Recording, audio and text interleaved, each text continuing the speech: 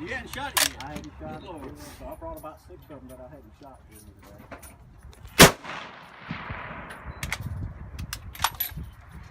Yeah, I'm gonna try that. I'm gonna try my.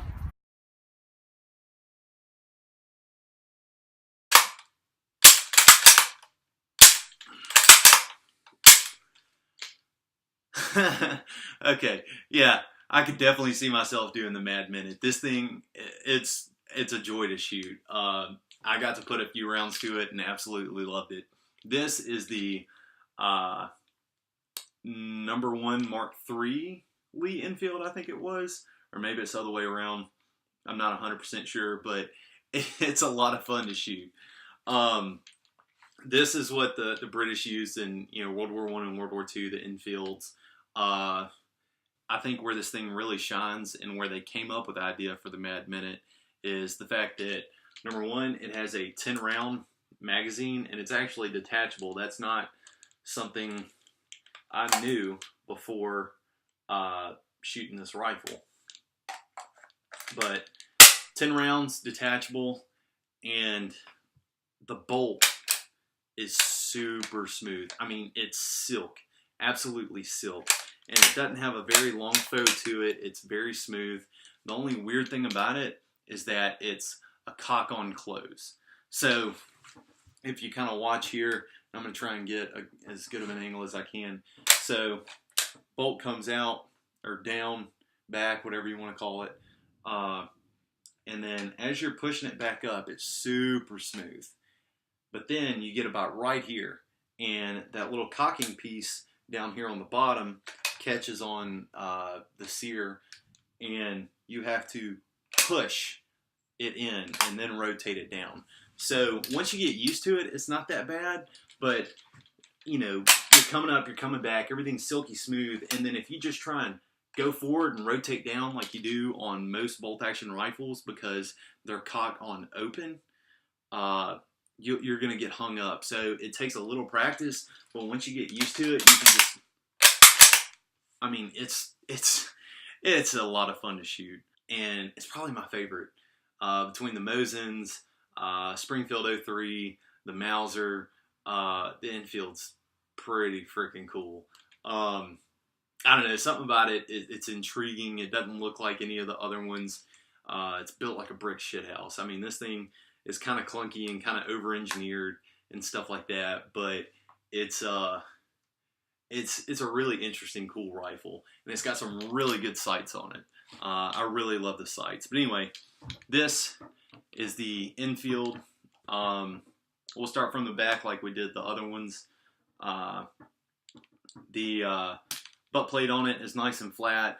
Like I said in the Mauser video, it doesn't have that curve up like the Mosin and Gaunt does, and it digs right into your shoulder. It's gotten to the point now where I bring like an extra t-shirt to the range when I shoot the Mosin because I just can't get it to fit in my shoulder correctly, and that top part where it comes out just keeps digging into my shoulder, and I get this big giant bruise every time I go shoot it. But the sling swivels being on the bottom, I love that. That's a complaint that I have with the Mauser and the Mosin, but I think it worked out absolutely great on this rifle. Moving up, the grip is definitely a little weird.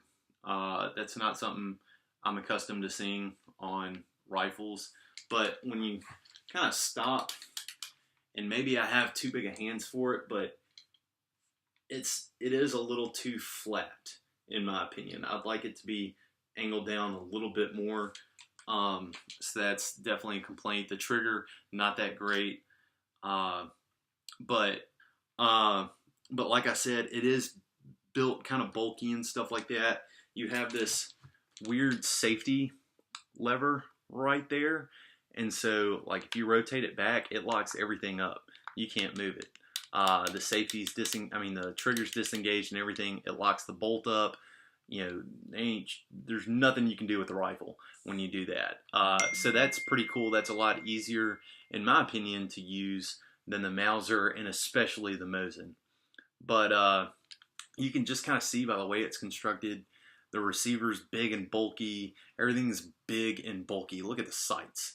And then the craziest part is, you know, the full length wood, but this, you know, the bayonet lug and stuff like that, and the muzzle piece and everything you got going. I don't know what the hell all this is for, but it's a little odd. It's kind of like a barrel bushing meets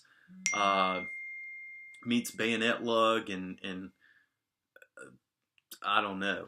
But one benefit that it does have is that, and I'm going to try and get it, you have these blinders, I would want to call them, but they kind of block the sun coming in from the sides on the front sight, and it has it as well on the rear sight. So it definitely helped when we were shooting the other day, because if I didn't remember to get back under the shade and I was out in the sun, it was definitely helping out a lot with the glare coming onto the sights, and the light hitting different part of the sights and adjusting your point of aim. That's a whole nother topic, but I loved it. I loved shooting it. It was probably my favorite, besides my Mosin, because that's mine. It's my baby, and it shot really well. But I really, really like this Lee Enfield, and for like $300 to $400, I'm gonna pick one up after I buy a whole bunch of other stuff that I say I'm gonna get to. But she did great. She did really, really, really good. And I'm definitely gonna pick up one soon. I will say this: since I like to clean my rifles, I'm one of those neat freaks, and I guess the Marine Corps kind of ruined me on it. To take the bolt completely apart and pull the firing pin out, you're gonna need a special tool. Gun Geek actually had a video on how to do it, and he's got a tool that he made. And there's also another way to do it with some punches, but mine was so stuck and kind of hardened in there that getting 2 punches and trying to do it that way wouldn't work. But if you're wondering what the hell I'm talking about, go check out Gun Geek's video on how to break down the Mosin bolt. But anyway, somebody's texting me over there. Anyway, y'all have a great day. Please like, subscribe, comment. If y'all want to see more of these milsurp guns, let me know. I mean, who can compete with, you know, Iraq veteran 8888? But if you want a different perspective on them, I guess these things are awesome. I'm really glad that I got to start shooting these things. But anyway, have a great day.